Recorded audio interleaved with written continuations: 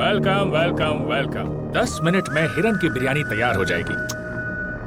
तब तक अपना शो चालू रख। शो शुरू करेंगे?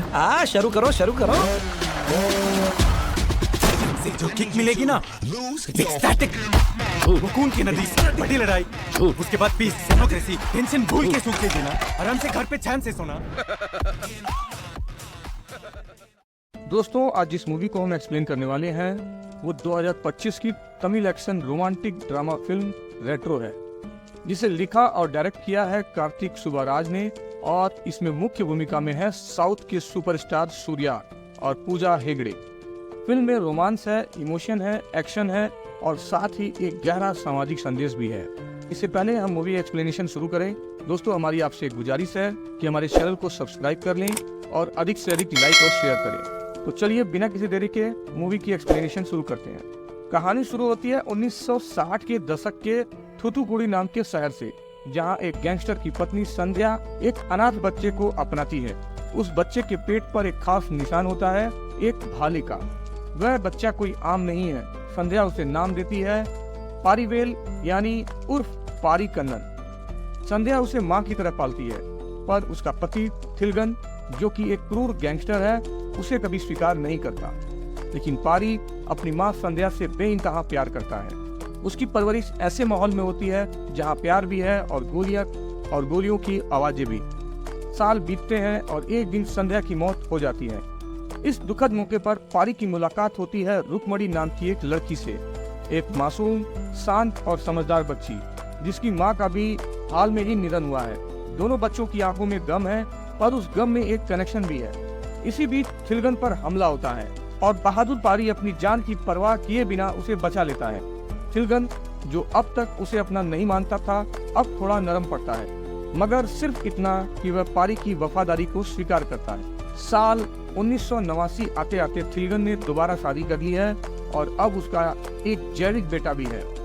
पारी अब बड़ा हो चुका है और थिलगन के गैंग का भरोसेमंद सदस्य बन चुका है, मगर थिलगन की नई पत्नी उसे सिर्फ एक नौकर और एक गुर्गा समझती है।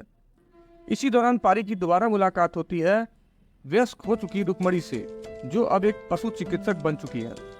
पुरानी मुलाकात की वो मासूमियत अब प्यार में बदल जाती है। दोनों के बीच 4 साल तक एक खूबसूरत रिश्ता चलता है, जिसमें सच्चाई है, भरोसा है और भविष्य के सपने हैं। 1993 में दोनों शादी करने का फैसला लेते हैं।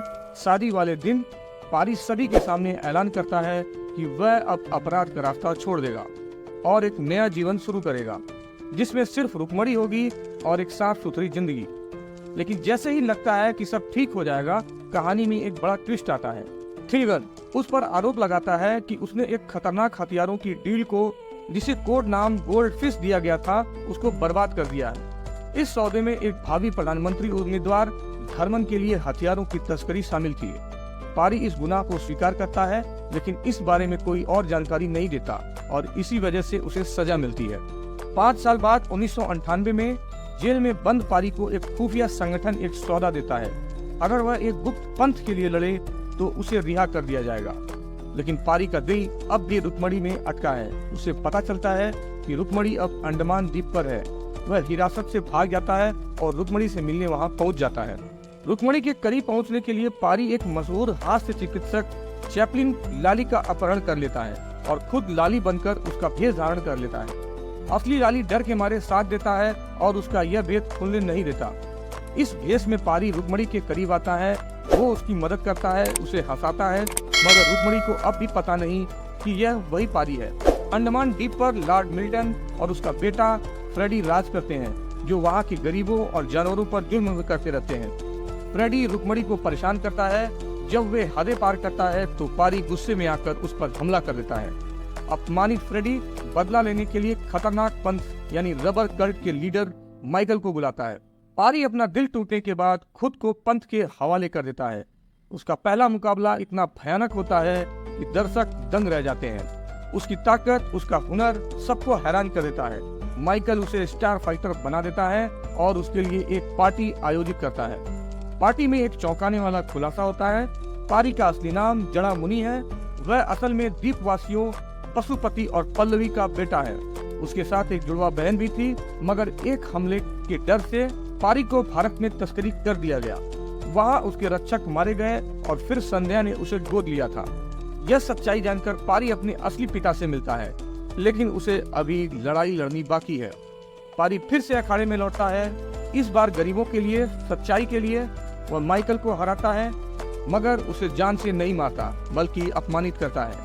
फिर वह राजवेल के किले में घुसता है, उसे मार डालता है और पवित्र भाले को वापस हासिल करता है, वही निशान जो उसके पेट पर था। रेट्रो सिर्फ एक एक्शन फिल्म नहीं है, यह बताती है कि कोई भी इंसान अपने अतीत से भाग नहीं सकता, लेकिन वो उसे बदल जरूर सकता है। प्यार, परिवार, वफादारी और इंसाफ, यही इस फिल्म के असली स्तंभ है। तो दोस्तों, आपको ये मूवी एक्सप्लेनेशन कैसी लगी हमें कमेंट बॉक्स में बताएं और हमारे इस चैनल को सब्सक्राइब कर लें। इस वीडियो को अधिक से अधिक लाइक करें और शेयर करें। मिलते हैं दोस्तों किसी नेक्स्ट मूवी के एक्सप्लेनेशन में। तब तक के दोस्तों धन्यवाद, अलविदा, जय हिंद।